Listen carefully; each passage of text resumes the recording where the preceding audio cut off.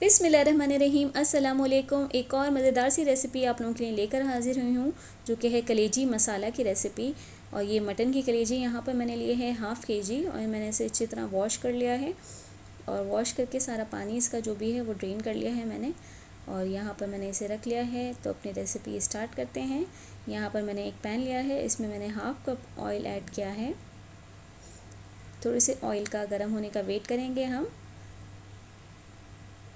फिर इसके अंदर प्याज मैंने ऐड कर दी है। ये है 3 मीडियम साइज़ की प्याज, और बारीक बारीक मैंने इसे इवनली स्लाइस किया था।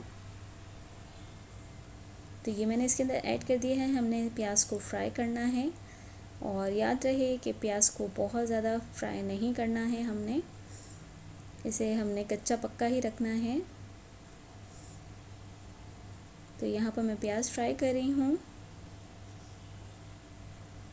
ये फ्राई होना शुरू हो गई है। इसे हमने चलाते रहना है। तो यहाँ पर ये प्याज फ्राई हो गई है। तो याद रहे कि आपने भी इतना ही फ्राई करना है, इसे ज़्यादा फ्राई नहीं करना है। कलेजी बनाने की थोड़ी थोड़ी सी ट्रिक्स होती हैं, अगर हम उसको फॉलो करें तो बहुत ही मज़ेदार बनती है। यहाँ पर मैंने फ्राई करके पैन में से निकाल ली है, और उसी तेल में अब हमने अदरक लहसुन को ऐड कर देना है। अदरक लहसुन यहाँ पर मैंने 3 टेबल स्पून ऐड किया है, क्योंकि इसी से प्याज से अदरक लहसुन से ही हमारी ग्रेवी बनती है। और कलेजी में एक महक सी होती है, तो हम अदरक लहसुन के साथ इसको अच्छी तरह से भूनते हैं, ताकि हमारी कलेजी बहुत ही ज़्यादा मज़ेदार बने। ईद पर सभी के घरों में कलेजी बनाई जाती है, तो ट्राई कीजिएगा मेरी ये रेसिपी। घर के मसालों से बहुत ही कम तैयार हो जाती है ये रेसिपी, और बहुत ही मज़ेदार होती है। यहाँ पर मैंने कलेजी ऐड कर दी है, और इसे मैं अदरक लहसुन के साथ अच्छी तरह से भूनूंगी। इसका कलर चेंज होना शुरू हो गया है।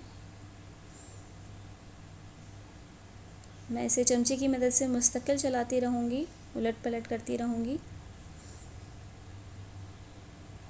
यहाँ पे मैंने कुछ स्पाइसेस लिए हैं, जिनमें है सॉल्ट 1 टेबल स्पून, टर्मरिक है 1 tablespoon, 1.5 tablespoon chilli powder, ये कोरिएंडर पाउडर है, पिसा हुआ धनिया है, ये घर में पिसा हुआ है।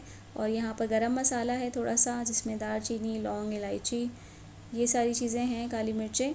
तो ये मैंने इसके साथ ही ऐड कर दिया है। इसे भी साथ ही मैं भूनती रहूँगी, ताकि इसकी अच्छी सी फ्रेगनेंस इसके अंदर आ जाए।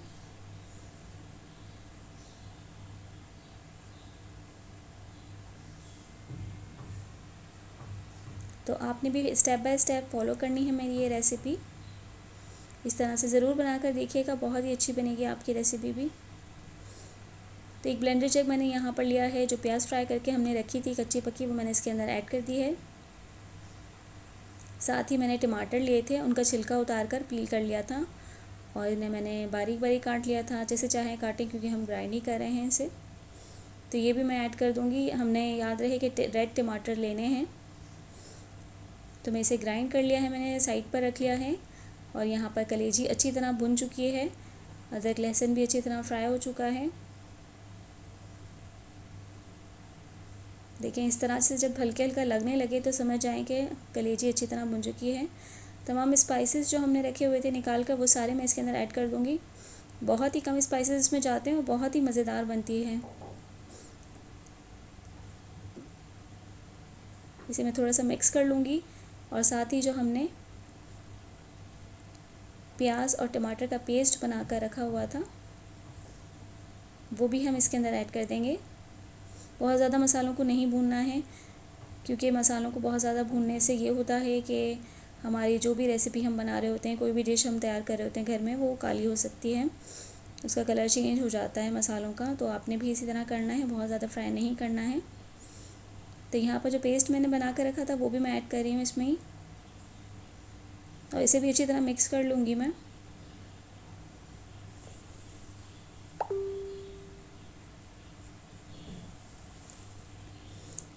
अभी मैंने बिल्कुल भी पानी इसके अंदर ऐड नहीं करना है, क्योंकि टमाटर का पानी होता है, तो टमाटर में से जो पानी निकलेगा उसी में हम कलेजी को गलाएंगे।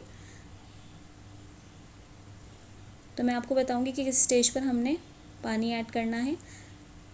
थोड़ा सा मैंने इसको फ्लेم तेज़ करके थोड़ा सा भुना था ताकि टमाटर का पानी जितना हो वो भी खुश्क हो जाए।